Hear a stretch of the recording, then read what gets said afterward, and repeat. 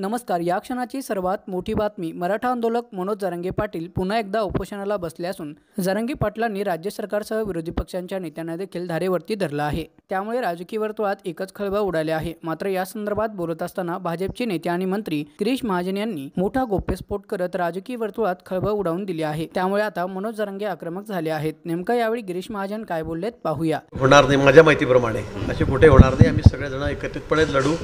कुठे आमच्यामध्ये मैत्रीपूर्ण लढत करा किंवा हा उभा राहील तर तो उभा राहील, तो उभा राहील तर हा उभा राहील, असं कुठेही होणार नाही. माझी जी माहिती आहे तोपर्यंत आम्ही कुठेही मैत्रीपूर्ण लढत करणार नाही. आम्ही सगळे एकत्रितच महायुती म्हणूनच लढणार आहोत. खडसेंचे आरोप ऐकलेले आहेत का माझा कट्ट्यावरचे? ऐकलेले आहेत. मी त्यांना माझ्या कट्ट्यावरच आता उत्तर देणार आहे.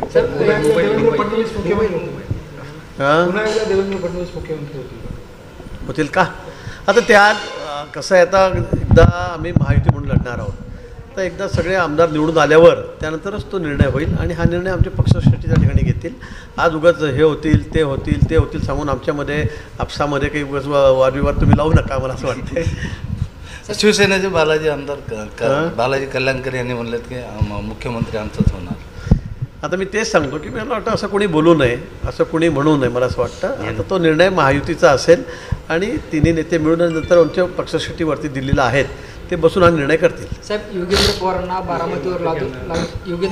बारामतीवर लागू नये असं एक पत्र गब्बरच्या नावानं व्हायरल झालं. मला कोण गब्बर बिब्बर माहीत नाही बाबा, काय तर कोणी योगेंद्र पवार. सर, जळगावमध्ये तर आता तुतारी चांगली ॲक्टिव्ह झालेली आहे. दिलीप घोडा मैदान समोर आहे. दिलीप खोडके 35 वर्ष भाजपाचा प्रवास संपून खोडके घोडा मैदान समोर आहे. खडसेंचाही खूप मोठा प्रवास होता. तिथं खूप मोठे नेते होते, ते गेले. तर काय झालं त्यांचं? काहीच नाही राहिलं. ते जरी सांगत असले की माझं असं होतं, माझं दुधडेरीतील, पण आता पक्ष सोडून गेले. आता त्यांच्या पत्नीसुद्धा निवडून आल्या नाहीत दुधडेरीमध्ये. म्हणजे आमचे 40 गावचे आमदार मंगेशदादा चव्हाण ते त्या ठिकाणी उभे राहिलेत 150 किलोमीटर लांब जाऊन त्यांच्या मतदारसंघात.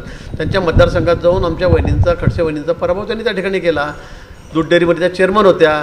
कोणी निवडून आलं नाही एकही जण त्यांचं त्या ठिकाणी 21 पैकी. जरांगे जिल्हा बँकेमध्ये त्यांचं काही राहिलं नाही. विधानसभेला कन्या पण त्यांच्या पडल्यात. त्यामुळे त्यांनी असं काही सांगू नये. आणि त्यामुळे असं काही कोणी आलं गेलं हे तर चालू राहणार आहे, येणं जाणं. पक्ष आहे आमच्याकडे. संघटनात्मक काम अतिशय मजबूत आहे, जोरात आहे. आता ज्याला आजमावायचं आहे त्यांनी आजमावून घ्यावं जळगाव जिल्ह्यामध्ये.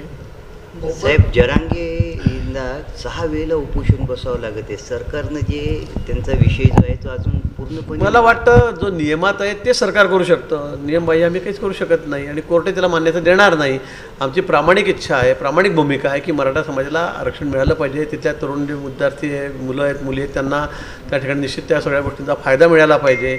आता तो कसा द्यायचा, कुठल्या माध्यमातून द्यायचा, हा विषय थोडा कायद्याच्या कसोटीत बसूनच करावा लागेल ना. अन्यथा काही आम्ही निर्णय केला आणि तो उद्या कोर्टाने फेकून दिला तर मग करणार काय? समजा. म्हणून मला असं वाटतं की माननीय मुख्यमंत्री महोदय याकडे लक्ष देत आहेत.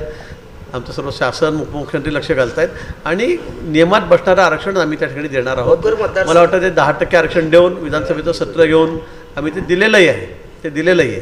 तर मित्रांनो, याबद्दल तुमचं काय मत आहे ते खाली कमेंटमध्ये नक्की सांगा. चॅनलवरती नवीन असाल तर चॅनलला सबस्क्राईब करून बेल आयकॉन नक्की दाबा.